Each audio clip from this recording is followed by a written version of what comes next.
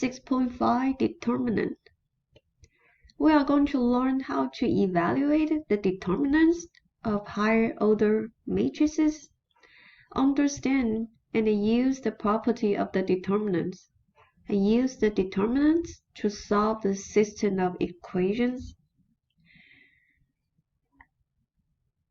There is a function we call that determinant function that associates a number with every square matrix.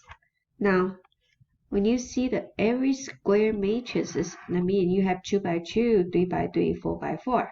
And the reason why we want to get a square matrix because we want to find the inverse. That's the information that indicate unless you have the square matrix, otherwise you cannot find the inverse. So this would be the first step before you move on. And then on the second stage, we need to find the determinant that will determine whether the inverse function exists or not. Yes, a square matrix will help us to understand. This is a way we can find the inverse, but it's not 100% guarantee you will find the inverse for sure. How can we tell? We use a determinant.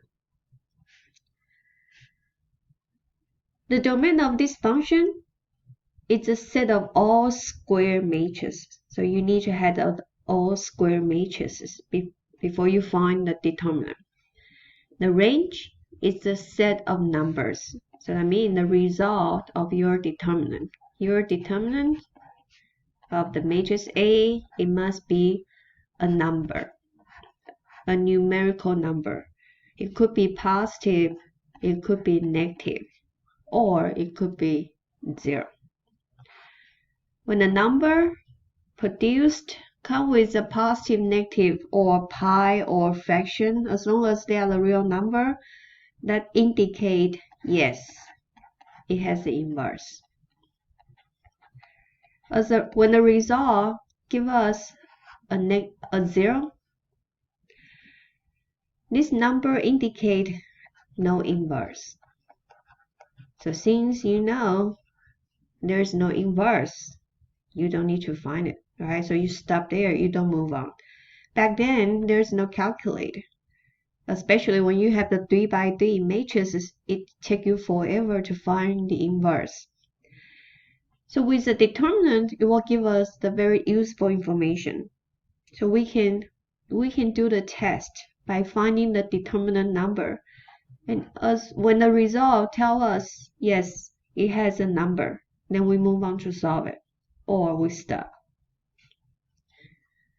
The determinant function is written as the determinant A, or they put the vertical bar of the A instead of the bracket. The bracket represents the matrix itself, but with the 2 vertical bars, we call that is a determinant.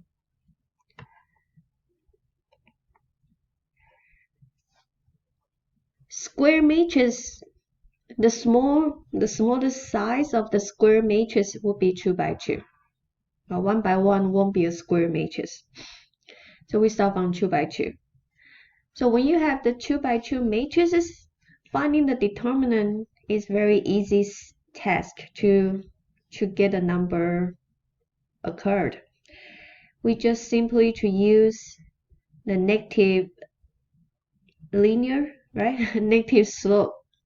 2 negative slope number multiply to subtract 2 positive slope number. So going down 2 to subtract the going up 2. So you have A times D, then minus B times C. As here you can see, they use the 2 vertical bar. That means you need to find the determinant of the matrix A. And the number is coming from your going down 2 to minus going up 2. And the result that indicate whether this 2 by 2 matrix has the inverse or not. Now we'll do the practice here. Example A is a matrix 2 by 2.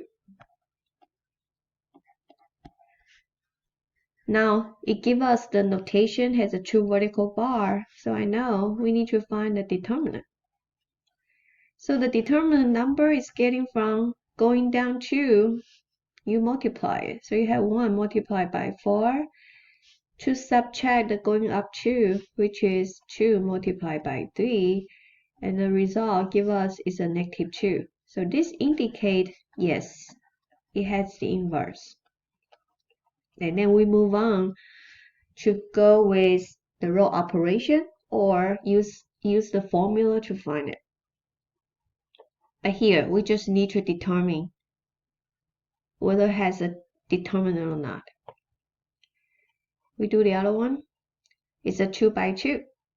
So finding the determinant, we go with use this 2 to multiply, to subtract the going up 2.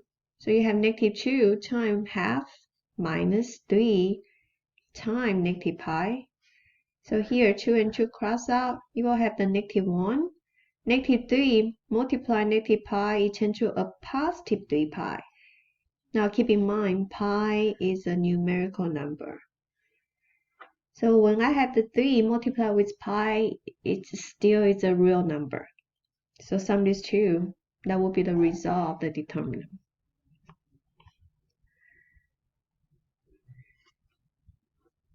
Find the inverse of the matrix if possible. Alright, this is a question from our 6.3, right? When you solve for the 3 unknown variable application question, we need to use to create a 3 by 3 matrices and then take the inverse by using the calculator. And that will be the inverse of this question. Now, before I will go back to work on this one. I want to move on to the next slide first. When we have the 2 by 2, go back to this one. 2 by 2 matrix is very easy to find the determinant number. You just simply to use the going down 2 to multiply to subtract the going up 2. That will be the determinant, DET. What if we have the 3 by 3? With the 3 by 3, it's not easy to calculate. So we need to consider the minor. These two vocabulary, that's a new vocabulary. So we just kind of like understand what does that mean of these two. Now with the minor and the cofactor, when you see these two terms, you should know your matrix is a 3 by 3 or bigger than 3 by 3. 2 by 2, you don't consider the minor and the cofactor. Only when your matrix has a size is equal 3 by 3 or bigger than 3 by 3. And then these two terms, they will help us to find the determinant of your 3 by 3 matrix. So the purpose of finding these two numbers, we just want to find the determinant. That's all the thing you need to know. And here has an external resource. Video clip is a very good resource. You might want to click on this one. If you feel like you need more explanation, you can watch it. So now, let me show you the work. What does that mean of the cofactor and the minor? Okay. With the cofactor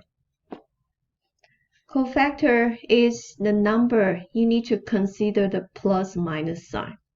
Plus minus. You need to consider at that particular location, should I carry the positive sign or negative sign?